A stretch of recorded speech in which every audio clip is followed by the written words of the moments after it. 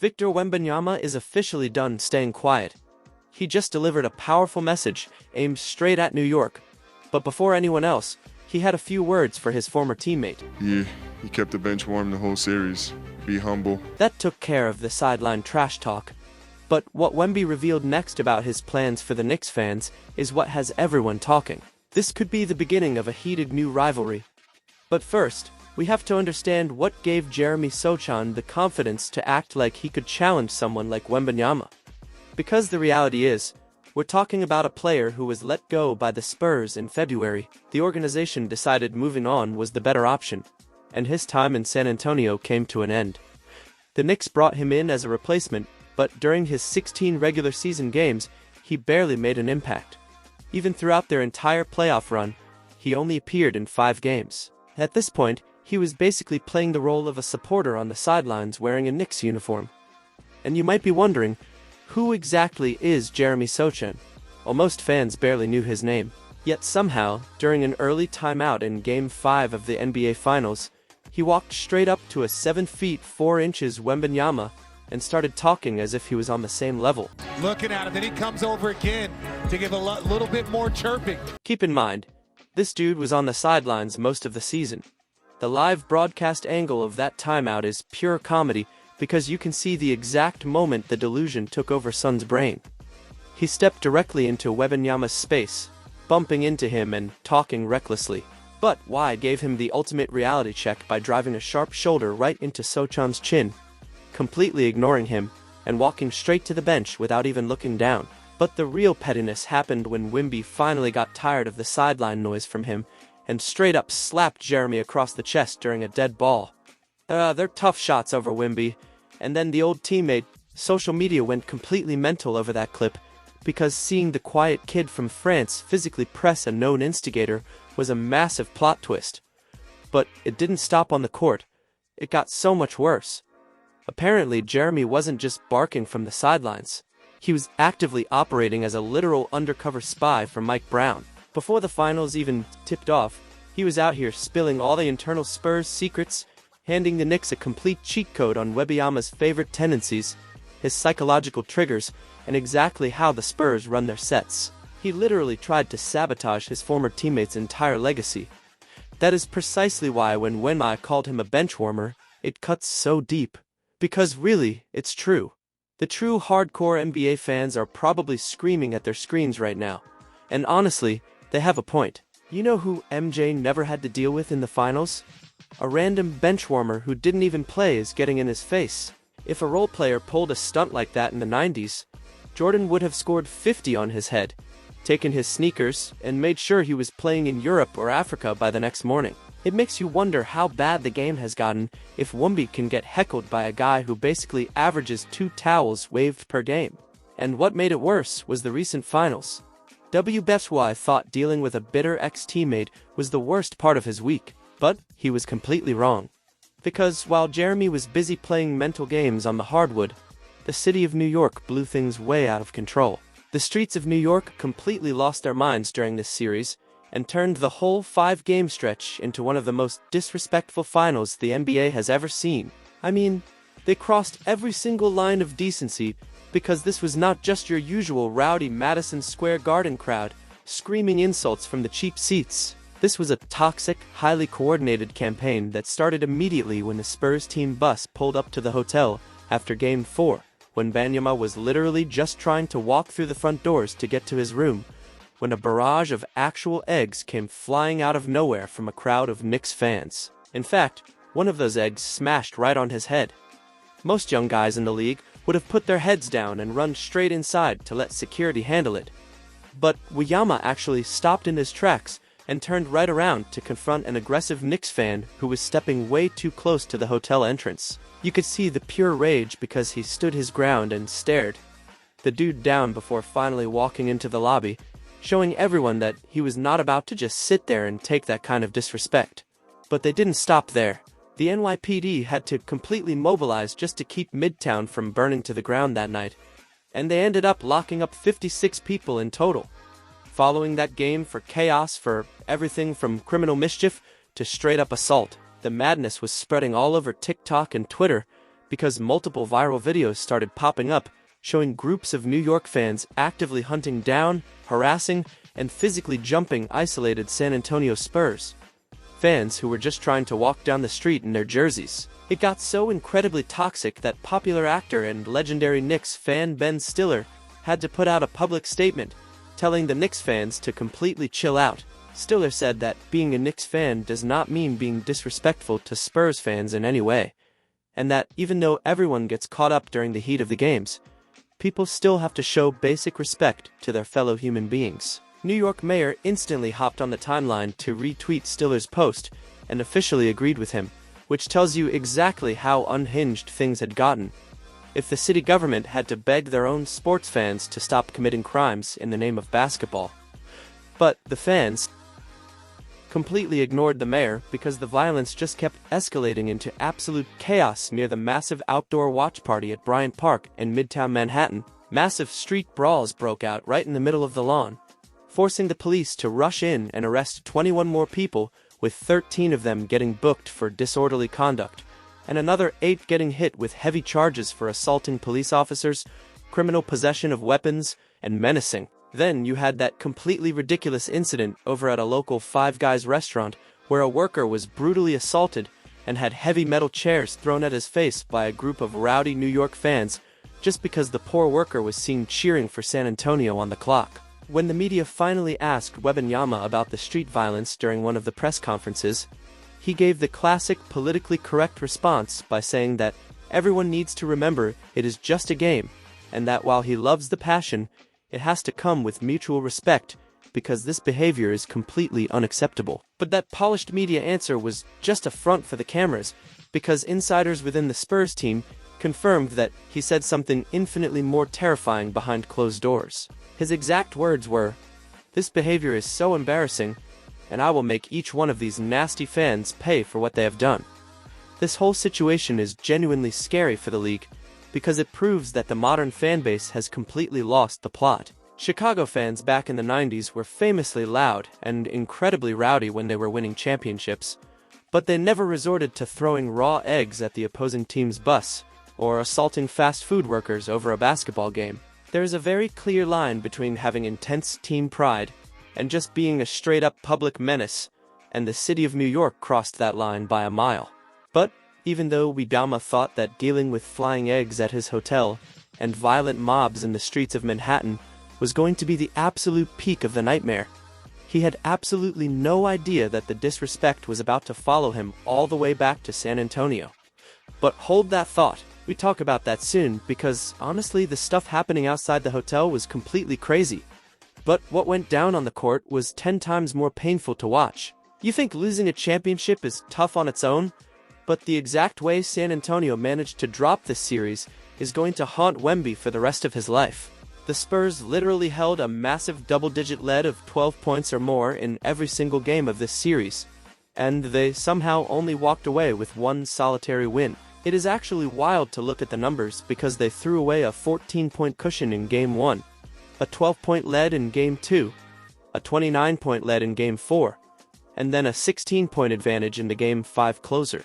The Knicks were out there getting absolutely beaten for 3 quarters a night and looking completely lost. It gets even more painful when you look at what happened during Game 4, because that 29-point blown lead officially goes down as the single biggest comeback victory in the entire history of the NBA Finals. Every single game in this series was so close that the score was within 5 points in the final minute of play, which means the Spurs were quite literally one lucky bounce or one clean whistle away from swinging the entire destiny of the league. It makes me sick to my stomach because I was out there putting up historic numbers that should have guaranteed him a championship ring and a Finals MVP trophy on the spot.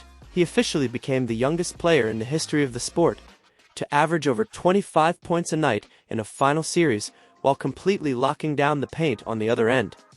But the universe did not care about his individual masterpiece. And that's the crazy thing about this game, because your stats could look completely legendary on the box score, but the trophy doesn't care about your averages if you don't get that final buzzer to sound in your favor. Now, remember when I said the heckling from the Knicks fans got even worse when we returned home?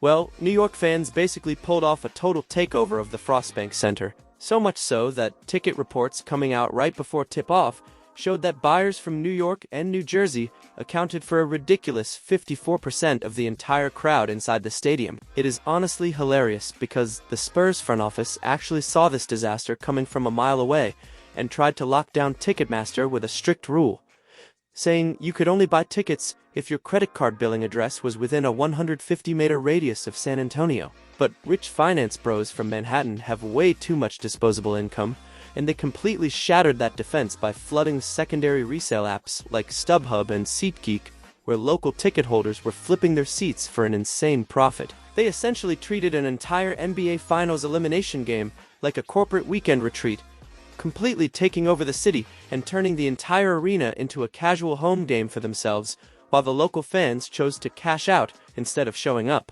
But that completely ruined the entire home court advantage for the Spurs. Because the second Wembanyama walked out of the tunnel for pre-game warm-ups, a wave of boos erupted through his own stadium. The live ESPN broadcast picked up the audio so clearly that the clip instantly went viral on Twitter.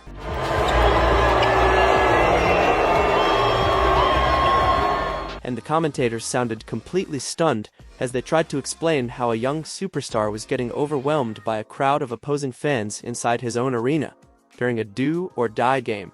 This was a 22-year-old player carrying the entire weight of the franchise on his shoulders, trying to keep the season alive on his own home court. Yet, before the national anthem even began, he was already hearing thousands of opposing fans screaming against him. And it immediately brings back memories of when MJ walked into the United Center for a finals game. That place was a true fortress. Opposing teams didn't just lose there, they felt the pressure before the game even started. Chicago fans would have never allowed a situation where a group of visiting supporters could take over more than half the building and drown out their own superstar. They would have protected their home court at all costs. But Wembanyama didn't even get that same advantage in 2026. It showed just how much the modern ticket market has changed, where anyone with enough money can buy their way into another team's arena and completely affect the atmosphere. Watching your own home building get taken over like that can destroy a player mentally, especially during the biggest moment of his young career. But the nightmare didn't end when the final buzzer sounded. Wemby left the court feeling like he had been abandoned by his own fans. But he had no idea that the biggest criticism was already waiting for him. While he was still heading toward the locker room, the national media was already sitting behind their cameras, ready to break down every mistake and every weakness they saw. The moment the post-game show started, the basketball world had plenty to say, and Shaquille O'Neal wasted no time giving Wembanyama the kind of tough criticism that only an NBA legend could deliver.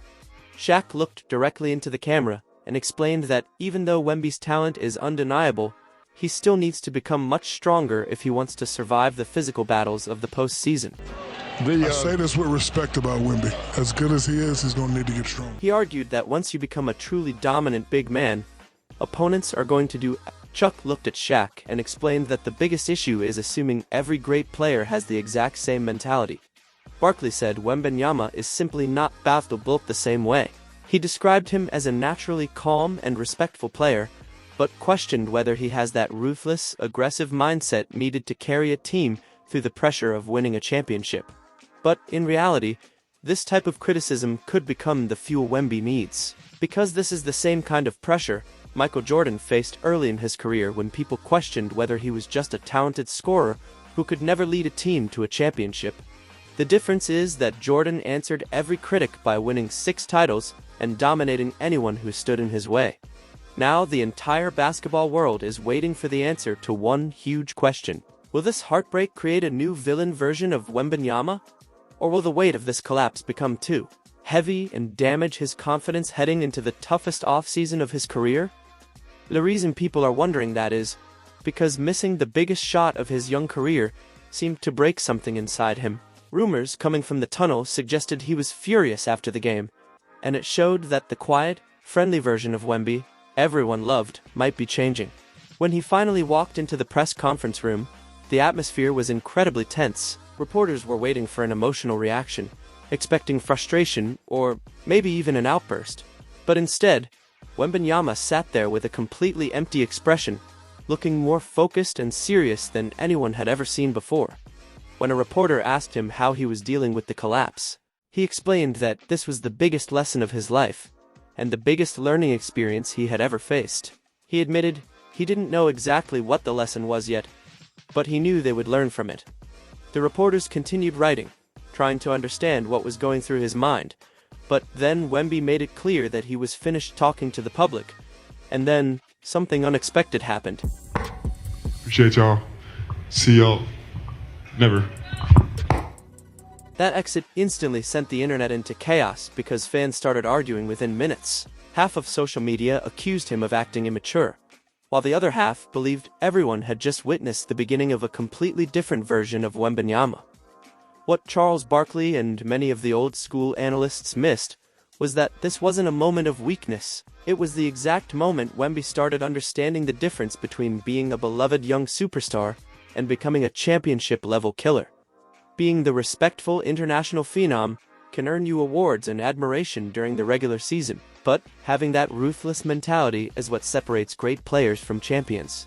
And that's why all the criticism coming his way right now feels strange when you look back at basketball history. So many analysts are acting like losing a finals series at just 22 years old destroys a player's legacy, but that completely ignores how the greatest players ever actually developed. Michael Jordan didn't enter the NBA and immediately start collecting championships. Early in his career, he went through brutal playoff defeats, faced constant criticism, got mocked by legends like Larry Bird, and dealt with the physical punishment from the Detroit Pistons before he ever reached a championship stage.